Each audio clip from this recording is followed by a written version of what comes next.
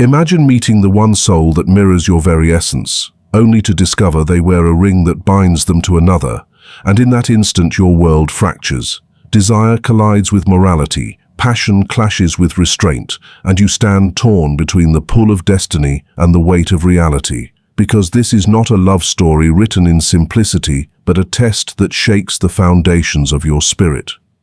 The first act begins with the intoxicating recognition, the fire in the eyes that feels eternal. But the second act confronts you with the shadow, jealousy, longing, guilt, and the haunting question of whether love should conquer all or be disciplined by higher truths. And just as you think you can resolve this, here comes the interruption. What if the very purpose of this bond was never possession, never romance in the form you imagined, but transformation, awakening, and the tearing down of illusions? Now pause for a moment. Have you ever mistaken intensity for destiny or confusion for calling, only to be shattered when reality proved otherwise? Because this is where urgency strikes. For if you mishandle this rare connection, it can destroy your peace. But if you embrace it with wisdom, it can shape your soul into something unbreakable. And the cliffhanger is this: if the twin flame cannot belong to you in the flesh, can they still complete you in spirit? And what if the real union was never meant to be physical at all, but something far more mysterious, far more eternal? The encounter challenges you to balance divine love with earthly boundaries, because when you meet someone who feels like the missing half of your soul, the experience shakes the very ground you walk upon, igniting emotions so powerful they cannot be confined to ordinary categories of affection or attraction. And yet the reality of their earthly commitments, marriage, family, and responsibilities creates a boundary that cannot be ignored, forcing you into the paradox of holding two truths at once: that your connection is extraordinary and that it cannot be acted upon without consequence. And this tension becomes the crucible of transformation, for it demands you learn the art of loving without possessing, of cherishing without clinging, and of allowing the sacredness of the bond to live in spirit even when it cannot fully unfold in form. And in this way you are tested in the deepest recesses of your being. Because the longing cries out for union while wisdom insists on restraint, and it is in this very struggle that the soul grows, discovering that love in its purest sense does not demand ownership but reverence, not control but surrender, not transgression but transcendence. This confrontation with boundaries reveals the thin line between divine connection and human temptation, and it forces you to examine your motives. Is the love you feel truly spiritual, or is it entangled with the ego's hunger for validation and possession? Because divine love liberates, while attachment enslaves, and learning to distinguish between the two becomes the very heart of the journey. And as you walk this line, you realize that earthly laws, vows, and responsibilities exist not to cage you but to protect the greater harmony of lives intertwined, for breaking such boundaries recklessly may bring fleeting satisfaction but long-lasting destruction, and the true essence of the encounter is not to push you toward chaos but to pull you toward discipline, patience, and higher vision, so that you might honor both your connection and the karmic paths that others have chosen, even when it feels unbearable to stand on the outside of what your soul so deeply longs for. The balancing act becomes even more profound when you realize that this connection is meant to awaken not just longing but growth, to stir not only desire but awareness, and to call forth a love that transcends selfishness, because real divine love teaches you to celebrate the soul of the other, even if they are not yours in this lifetime, even if their body, their daily life, and their commitments belong to someone else. And this recognition is painful, but it is also liberating, because it reminds you that the bond was never about physical possession alone, but about awakening you to your own depths, to the shadows you must face, and to the lessons of patience, humility, and surrender that make you more complete. And as you wrestle with this duality, you discover that divine love and earthly boundaries are not enemies but teachers, pushing you toward the maturity of holding both passion and restraint in the same heart without letting either consume you. There is also an element of fear that arises in this encounter, for the thought of losing such a profound connection can feel unbearable, and the urgency to act, to claim, to cross the line becomes strong. But this is where the test sharpens, because it is not about rushing into forbidden fulfillment, but about cultivating the inner strength to endure absence, silence, or limitation, while still holding love in its highest form. And in that endurance, you begin to access a deeper spiritual dimension. A place where you understand that love is not diminished by distance or boundaries but purified, and this purification strips away illusions, revealing that divine love cannot be destroyed by circumstance, but can only be dishonored by impatience or selfishness. And once this realization sinks in, the encounter transforms from a torment into a calling, urging you to become the kind of person who can love beyond conditions, beyond possession, and beyond earthly obstacles. This balancing act also brings clarity to the shadow side of love, because when confronted with the impossibility of possession, your mind may rebel, whispering justifications, tempting you with illusions, and trying to paint indulgence as destiny. But if you step into that trap, you realize too late that you have mistaken divine love for a license to break what is sacred in the earthly realm, and the resulting pain is not only yours, but ripples outward into lives around you, proving that love without discipline is destructive. But when you resist, when you hold fast to the boundary while keeping your heart open, you create a new kind of love, one that is fierce yet humble, longing yet patient. And it is this paradoxical love that strengthens your soul and allows you to expand into a higher form of consciousness, where love is no longer about what you can gain but about what you can give without expectation. Over time, the encounter teaches you that the balance between divine love and earthly boundaries is not about suppression, but about integration, learning how to honor the sacred pull without letting it dominate your actions in harmful ways, and learning how to cherish the connection in silence, in presence, and in spirit without demanding a physical outcome. And this kind of integration requires courage, for it forces you to face your own inner shadows, your fears of rejection, your cravings for ownership, your wounds of abandonment, and instead of projecting them outward, you are called to heal them within. And as you do, you realize that the twin flame journey was never about securing another person, but about returning to wholeness within yourself, about finding divine balance between the fire of love and the coolness of discipline, between desire and detachment, between destiny and free will. Ultimately, this encounter challenges you to grow into someone who can walk between worlds, who can love deeply without needing to control, who can honor the sacred bond without crossing into betrayal, and who can allow the connection to be what it is meant to be rather than what the ego demands it to be. And in that mastery, you discover that divine love is not fragile, not limited, and not dependent on circumstances, but vast, resilient and enduring, and earthly boundaries, instead of being prisons, become the very structures that shape you into someone capable of carrying such love with dignity, humility, and strength, reminding you that the greatest power is not in breaking limits recklessly, but in transcending them through wisdom, patience, and spiritual maturity. The connection becomes a mirror for inner healing rather than possession, because when two souls meet in such a profound and unexplainable way, the intensity is not meant to trap one into the illusion of ownership, but to reflect the hidden truths within the self that have long been buried, ignored, or denied. And in this sacred reflection lies the greatest opportunity for growth, because every reaction, every longing, every frustration, and every moment of joy you experience in relation to this connection is not solely about the other person, but about the parts of yourself that are rising to the surface, begging to be acknowledged, healed, and integrated. And as you realize this, you begin to understand that the real journey is not about securing the other into your life, but about embracing the lessons that their presence has awakened in you.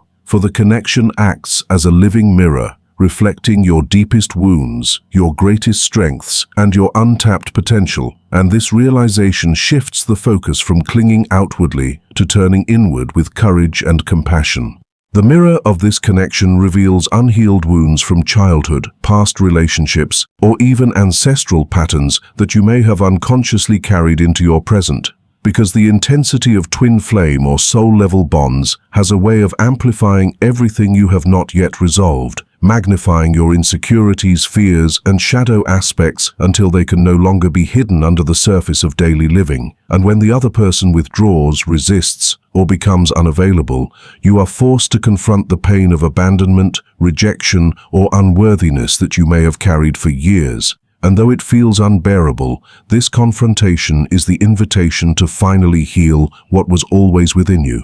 And the beauty of the mirror is that it does not lie. It reflects back not what you want to see, but what you need to see, not the image you have crafted for the world, but the raw truth of your inner landscape. And in that reflection, if you are willing to face it, lies the possibility of liberation from cycles that have kept you bound. Through this mirror, the connection teaches you that love is not about controlling or possessing another, but about discovering freedom within yourself. Because when you realize that the ache you feel is not truly caused by the other's presence or absence, but by the wounds inside you that have been stirred, you begin to reclaim your power, no longer blaming the other for your suffering, but using the reflection to turn inward and do the deep work of healing. And in this way, the connection becomes an instrument of transformation, not a trap of dependency. For the mirror reminds you again and again that every yearning is pointing you back to the places where you have not yet loved yourself fully,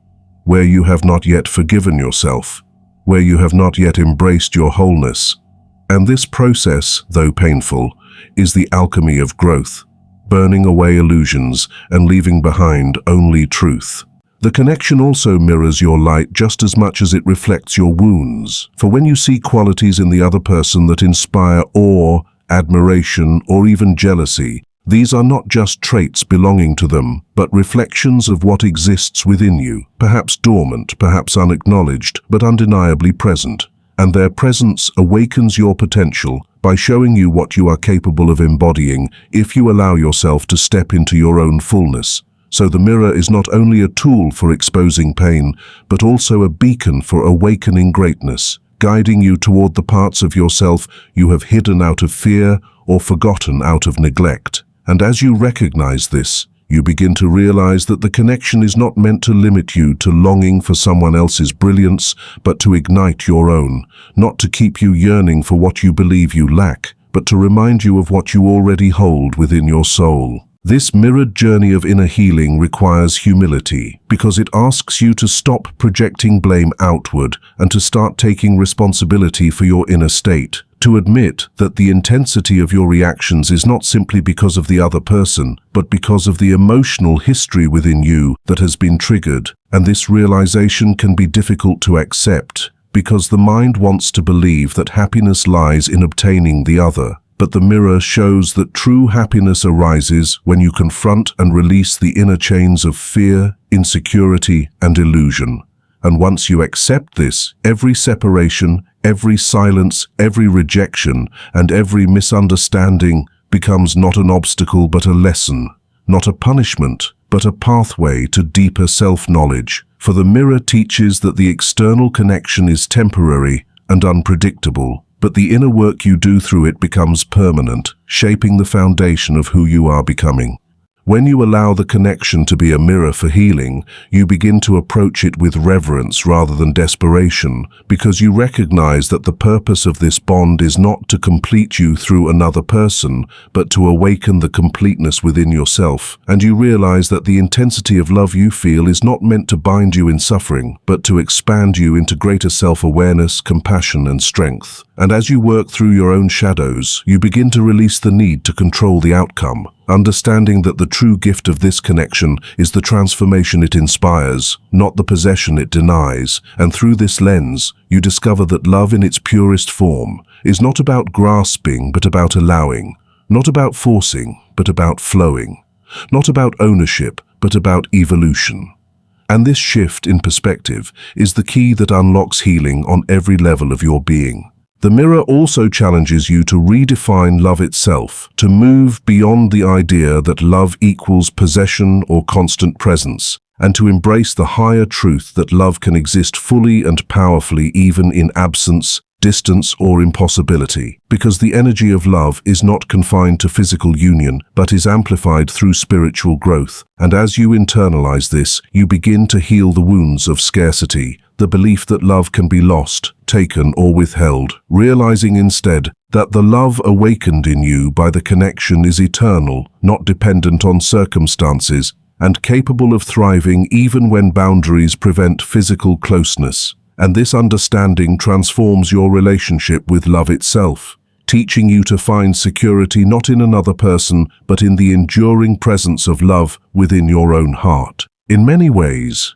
the mirror of this connection forces you to face the illusions of the ego, because the ego insists that happiness lies in grasping, in securing, in having the other. But the mirror shows you that what you seek in them is already within you, waiting to be claimed, nurtured, and embodied. And when you shift from seeking outwardly to embracing inwardly, the sense of lack dissolves, replaced by a recognition of wholeness. And this is the true healing, the moment when the connection fulfills its purpose not by giving you what you thought you wanted, but by showing you what you truly needed all along, which is self-acceptance, self-love, and alignment with your higher self. And in this recognition, the bond remains sacred, not as a possession but as a catalyst, not as a chain but as a mirror guiding you into the depths of your own soul. Thus, the connection becomes the most profound teacher you will ever encounter,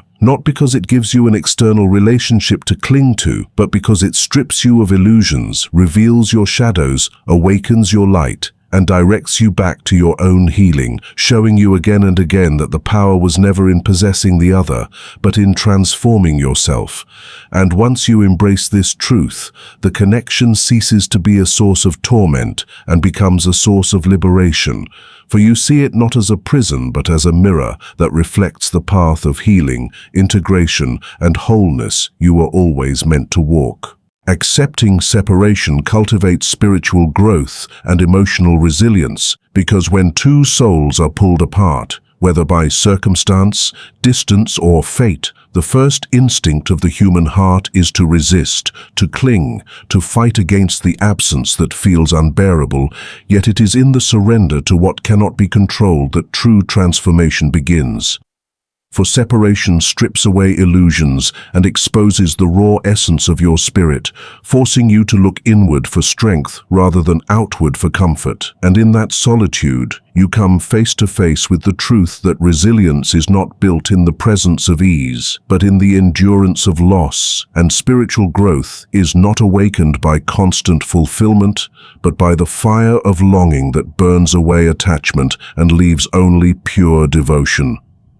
To accept separation is not to deny the pain it brings, but to allow that pain to become the soil in which wisdom and strength can grow. Because resistance only prolongs suffering, while acceptance transforms suffering into insight, teaching you that love is not diminished by absence, but purified by it, and that the true measure of the bond lies not in constant closeness, but in the capacity of the heart to remain open even when it feels broken. Through acceptance, you begin to understand that separation is not an ending, but a stage of evolution, a sacred interval designed to awaken new depths within you that could not be reached in the comfort of togetherness. For in the stillness of solitude, your inner voice becomes louder, your connection to the divine becomes stronger, and your awareness of your own strength becomes undeniable. And this is where spiritual growth takes root, not in avoiding the reality of distance, but in embracing it as a teacher, recognizing that the soul is expanded more through trials than triumphs, and every moment of longing is an invitation to go deeper within yourself, to uncover resilience you never knew you possessed, and to rise stronger, wiser, and more compassionate than before. Separation challenges the illusions of dependence, because when you are forced to live without the person you thought you needed, you realize that your essence, your joy, and your worth are not tied to any external figure, but rooted within your own being. And in this realization comes empowerment, the discovery that you are not incomplete on your own, but whole in yourself. And that wholeness is what allows you to love without fear, without chains, without desperation. For resilience is born in the recognition that you can endure the pain of absence without losing the ability to keep your heart open, and spiritual growth blossoms in the recognition that your soul's journey is guided by forces beyond your control, forces that lead you exactly where you are meant to be, even if the path feels uncertain or harsh. The process of accepting separation also teaches surrender, which is one of the highest forms of spiritual maturity, because surrender is not giving up, but letting go of the illusion of control, trusting that what is meant for you will find you in the right time and right way, and this surrender creates peace in the midst of chaos, allowing you to walk with dignity rather than desperation, for in letting go, you create space for healing, clarity, and new possibilities that resistance would only block. And as you surrender, you learn patience, faith, and the strength to endure without bitterness, transforming your suffering into resilience and your solitude into sacred ground where your soul can flourish. Emotional resilience is forged in the fire of separation because each wave of sadness, longing, and despair becomes a test of endurance. And every time you survive a moment of emptiness, you prove to yourself that you are stronger than your pain, and this repeated cycle of falling and rising builds an unshakable inner foundation, a strength that no future challenge can easily break. For resilience is not the absence of pain, but the ability to hold it, process it, and still move forward, carrying scars as symbols of survival rather than shackles of defeat. And this kind of resilience is what allows you to navigate life with courage, to love again without fear, and to face the unknown without losing hope. The beauty of separation when accepted is that it transforms love itself into something higher and purer, because instead of clinging to physical presence, you begin to appreciate the spiritual essence of connection, realizing that true love is not confined to bodies, time, or distance, but exists as an eternal energy that continues to live within you, shaping your growth, inspiring your strength, and guiding your journey. And this understanding frees you from the desperation of possession and allows you to embrace love as a gift rather than a guarantee, as a force that expands your soul rather than binds it. In this way, accepting separation becomes a sacred act of maturity, a recognition that life's greatest lessons often come wrapped in loss, and that the deepest resilience is not born in avoiding pain, but in embracing it, walking through it, and emerging transformed. And once you embrace this truth, you see separation not as an enemy, but as a teacher, not as a punishment, but as a path to higher wisdom, for every ending carries within it the seed of a new beginning, and every absence carries within it the opportunity for self-discovery, strength, and spiritual awakening that no presence could ever give. True union may exist on a soul level beyond physical partnership because the deepest connections between two beings are not limited by touch, presence, or physical availability, but by the resonance of their souls, where recognition is instant, timeless, and beyond rational explanation. And in this space, the limitations of human relationships begin to fade as love takes on a more transcendent quality. One that does not rely on constant contact or traditional roles, but on the undeniable truth that two energies are intertwined at a spiritual frequency, a bond that continues to exist even when life circumstances, distance, or commitments keep bodies apart. For the soul knows no barriers of geography, no weight of social constructs, and no obstacle strong enough to diminish what is felt at its core. This level of union reveals itself not in the outer forms of partnership, such as marriage, cohabitation, or societal recognition, but in the subtle yet profound pull that exists beneath the surface, where dreams, emotions, and intuitions intertwine, allowing one to feel the other's presence in moments of silence, solitude, or even during times when words are absent. And this type of connection demonstrates that the truest love is not possession, but recognition, not dependency, but reflection, not the need to bind the other physically, but the willingness to honor what exists beyond human control. On a soul level, union does not demand exclusivity of physical closeness, for it operates in a dimension where time and space dissolve, where love is experienced as an eternal current, guiding growth and awakening within both individuals, reminding them that the bond they share is not about who claims whom, but about how each evolves because of the other. And this evolution becomes the real gift of the union. For the presence of the other awakens aspects of the self that might otherwise remain dormant, bringing light to hidden wounds, strength to forgotten parts, and clarity to areas clouded by fear or illusion. When two souls are bound at this level, their growth becomes intertwined, meaning that even if they cannot walk side by side in physical partnership, their journeys still influence one another. Their energies still meet in the realm of the unseen, and their love continues to shape their paths. This type of union forces a redefinition of love itself, shifting it from the idea of ownership and constant companionship into something more liberating and eternal, because when love is anchored in the soul, it cannot be threatened by absence, distance, or circumstance, nor can it be diminished by the presence of others. For the soul recognizes that true union is not about having but about being, not about holding but about knowing, not about controlling but about flowing. And in this way, it becomes one of the most freeing experiences of human existence, even if it is also one of the most difficult to accept, because the ego longs for physical closeness. Yet the soul teaches that the essence of love goes far beyond what the eyes can see or the hands can touch. True union on this level often manifests in synchronicities, in dreams that feel more real than waking life, in emotions that surge unexpectedly as though carried across invisible threads, and in the profound inner knowing that no matter what paths are taken externally, the connection remains, alive and eternal, operating in the background of existence, guiding choices, awakening awareness, and reminding both individuals that their bond is not bound by ordinary definitions. This awareness brings with it both comfort and challenge, for comfort comes in knowing that nothing can erase what exists at the soul level, while the challenge comes in learning to release the human desire to control the form that love takes, to accept that union does not always manifest in shared lives, but may instead exist as an undercurrent shaping inner evolution.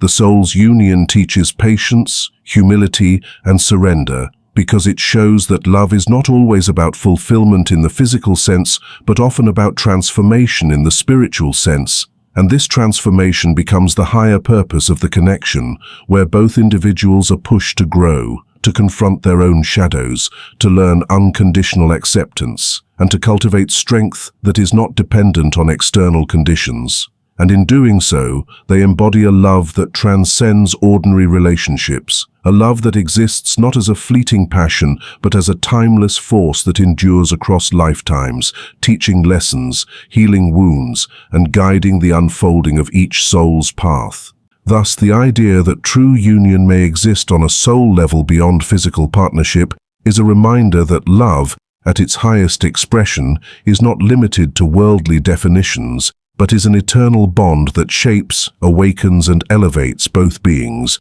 proving that while physical partnership may offer companionship, it is the soul-level union that provides transformation, meaning, and the kind of connection that continues to live even when the world cannot see it or recognize it.